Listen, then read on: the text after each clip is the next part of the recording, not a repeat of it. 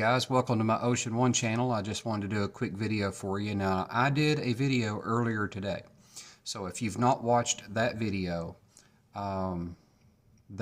was over the press release this morning. And this video is more of a continuation of that. But in this sense, I'm going to address whether I think Fisker can survive or not. But before we get into that, let's get the YouTube disclaimers out of the way, to keep me out of YouTube jail. None of my statements constitute professional advice. Viewers that follow any advice, instructions, or suggestions do so at their own risk because you are responsible for your own actions. And of course, that's the way that it has to be. All right, let's jump right into it. Now, before I get into the video, I want to give a shout out to a friend of mine that made me this really cool Fisker sign behind me. It's cut out of metal, so that's pretty cool. So a little shout out to him. I'm not going to mention any names or something like that. I'm just going to say that's somebody that I appreciate taking the time to make me a Fisker sign. That's very cool. So where is Fisker right now? Fisker is in a tough box to be in. I'm going to revolve this video around the premise, can Fisker survive? And I'm going to get a few things out of the way. So, where are we right now? We have roughly $120 million in cash. So, from a company perspective, that's getting pretty low. But it looks like most of what we have is paid for. So, what does it take to keep the lights on, to keep everything in motion? And we also got, what we should probably call a bridge loan today from the note holder. Now, I did a good news, bad news video, so that's not what this video is going to be about. So, you might want to watch that video before you watch this video if you have not. But we have basically 120 million according to the 8K, and we're going to get roughly 150 more million as long as the 10K gets filed, and that's squared away. So we can get up to $150 million, and that comes at the expense of shareholders. But that again, that's not what this video is about. Can Fisker survive? Next thing we need to look at is Fisker is suspending production of the Ocean. Okay, why are they doing that? Well, simply because sales are too slow at the moment, and we still have 2023s that we need to move through. So we learned today that, Fisker has delivered, roughly 1,300 units so far, but we still have roughly 4,700 units left over from last year. So, it does make sense to press the pause button with Magna. But can Fisker survive this? Let's explore how Fisker pulls through this.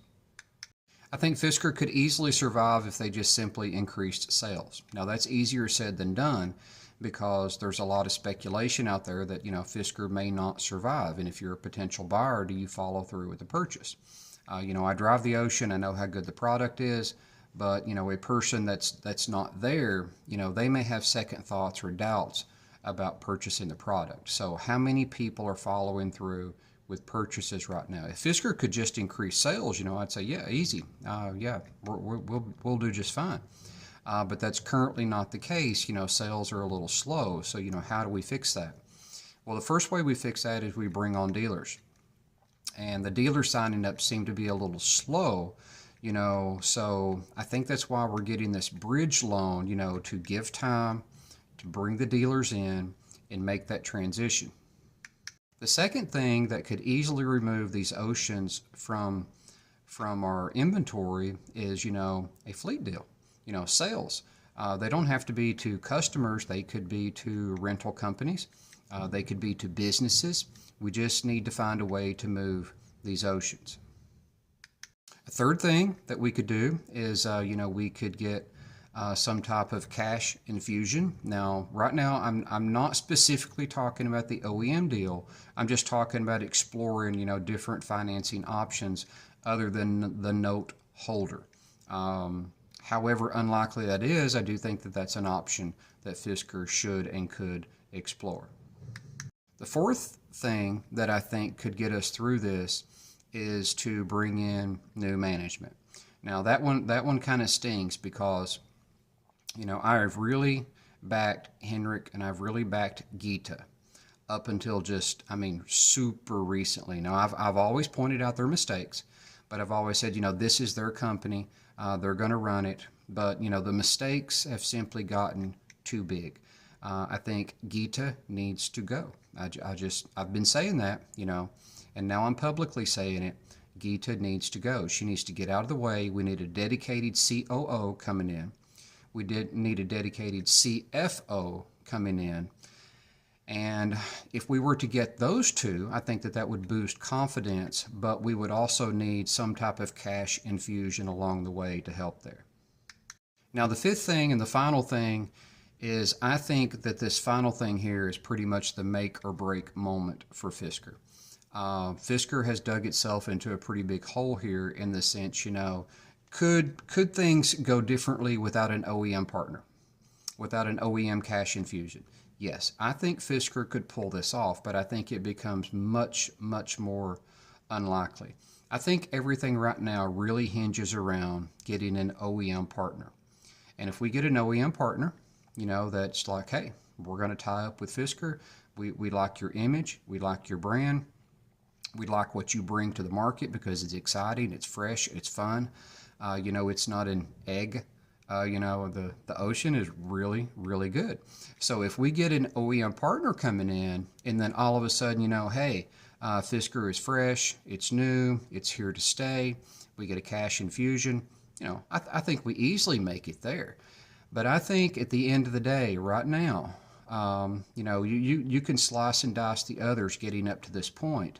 But I think right now we pretty much have to have an OEM deal. I think without an OEM deal, it becomes much more unlikely that Fisker will survive. Now, could Fisker survive and go through, let's just say Chapter 7? No, Chapter 7, we're done, done, over. Forget it. Chapter 11, though, Fisker could restructure, lose a lot of debt. Whether the shareholders get creamed in that or not, that's always unclear. The shareholders could eventually come out okay. But yes, I think Fisker could restructure through Chapter 11 and come out. But I am going to discount Chapter 7 because that is the absolute worst case scenario for a Fisker investor. I'm going to discount Chapter 11 because I still find that unlikely unless we don't get an OEM partner. Now, if we don't get an OEM partner, I think Fisker's in deep doo-doo. I don't think there's any sugarcoating that.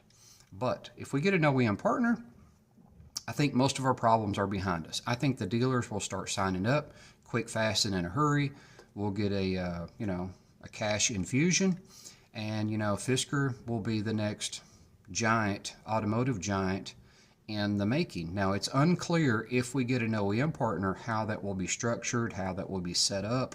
Does the Fisker name continue? I would think that it would, of course. I don't think Henrik's going to want to give up his name. But Henrik, Gita, if you are watching this video, the board of directors, if you are watching this video, we're at that point. Whatever it takes to get this deal done. Part with some of your Class B shares. Give Nissan some ownership in the company. Let them have a say in the company. This family-run company has put us where we are. And, I think that power structure needs to change. And I think that would be welcomed with open arms. I'm not saying Gita leaves the company. I'm not saying Henrik leaves the company. I'm not saying that at all. I don't expect them to. I would never expect that. But I do expect them to see what is best for their company and what is best for their shareholders. So at the end of the day, that's really what matters, and that's what will really carry the Fisker name forward. Whether they are on as title roles or not, at the end of the day, is really not going to matter if we succeed. If we succeed and get oceans out there to people in great big numbers, we get the share price up and we're recognized as a powerhouse, 2, 3, 4, 5 years from now, that's what matters, Gita. That's what matters, Henrik. Let's get it done. Let's make it happen. And let's see what Fisker has to bring. All right, guys, thanks for watching. This is a tough video because, you know, we're kind of on the brink. There's no getting around that. I hope you enjoyed the video. Hope you enjoy my content. And I hope there's better days ahead for Fisker. And if you do like the video, please like the video. You know, actually press the like button so other people can see my content. You know, I'm just a small YouTuber. I'm the reluctant YouTuber, as I've kind of nicknamed myself. I did not want this, but I felt like nobody was giving Fisker a fair shake, so that's why I started it. All right, guys, thanks a lot, and until next time.